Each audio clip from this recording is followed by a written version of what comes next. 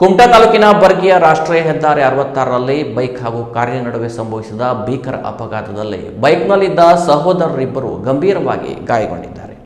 ಅಪಘಾತದಲ್ಲಿ ಬೈಕ್ ಸವಾರರಾದ ಗುರು ಹಾಗೂ ವಿಠ್ಠಲ ಹರಿಕಾಂತ ಇಬ್ಬರು ಗಂಭೀರವಾಗಿ ಗಾಯಗೊಂಡಿದ್ದಾರೆ. ಗಾಯಾಳುಗಳು ಬೆಟ್ಕುಳಿ ಗ್ರಾಮದ ನಿವಾಸಿಗಳು ಎಂದು ತಿಳಿದು ಬಂದಿದೆ. ಬೈಕ್ ಸವಾರರು ಕಿಮಾನಿ ಕಡೆಯಿಂದ ಬೈಕ್ನಲ್ಲಿ ಬಂದು ಕುಮಟಾ ಕಡೆಗೆ ಹೋಗಲು ಹೆದ್ದಾರಿ ಕ್ರಾಸ್ ಮಾಡುತ್ತಿರುವಾಗ ಕುಮಟಾ ಕಡೆಯಿಂದ ಅಂಕೋಲಾ ಕಡೆಗೆ ವೇಗವಾಗಿ ಸಾಗುತ್ತಿದ್ದ ತೆಲಂಗಾಣ ನೋಂದಣಿ ಹೊಂದಿದ ಕಾರು ಬೈಕ್ಗೆ ಡಿಕ್ಕಿ ಹೊಡೆದಿದೆ.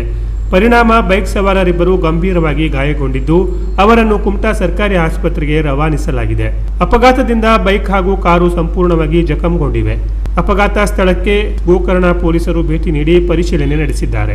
ಅಪಘಾತದಿಂದ ಗಂಭೀರ ಗಾಯಗೊಂಡ ಗಾಯಾಳುಗಳು ಅರ್ಧ ಗಂಟೆಗೂ ಹೆಚ್ಚಿನ ಕಾಲ ಹೆದ್ದಾರಿಯಲ್ಲೇ ಬಿದ್ದುಕೊಂಡಿದ್ದರು. ಗಾಯಾಳುಗಳನ್ನು ಕರೆದುಕೊಂಡು ಹೋಗಲು ಬರಬೇಕಾದ ಹೈವೇ ಆಂಬ್ಯುಲೆನ್ಸ್ ಆಗಲಿ ಅಥವಾ ಸರ್ಕಾರಿ ಆಂಬ್ಯುಲೆನ್ಸ್ ಆಗಲಿ ಸ್ಥಳಕ್ಕೆ ಬಂದಿರಲಿಲ್ಲ. ಈ ಬಗ್ಗೆ ಸ್ಥಳೀಯರು ತೀವ್ರ ಆಕ್ರೋಶ ವ್ಯಕ್ತಪಡಿಸುವಂತಾಯಿತು. ಕೊನೆಗೆ ಯಾವುದೇ ಆಂಬ್ಯುಲೆನ್ಸ್ ಲಭ್ಯವಿಲ್ಲದ ಕಾರಣ ಖಾಸಗಿ ಆಂಬ್ಯುಲೆನ್ಸ್ ಕರೆಸಿ ಗಾಯಾಳುಗಳನ್ನು ಆಸ್ಪತ್ರೆಗೆ ಸಾಗಿಸಬೇಕಾದ ದುಸ್ಥಿತಿ ಎದುರಾಯಿತು.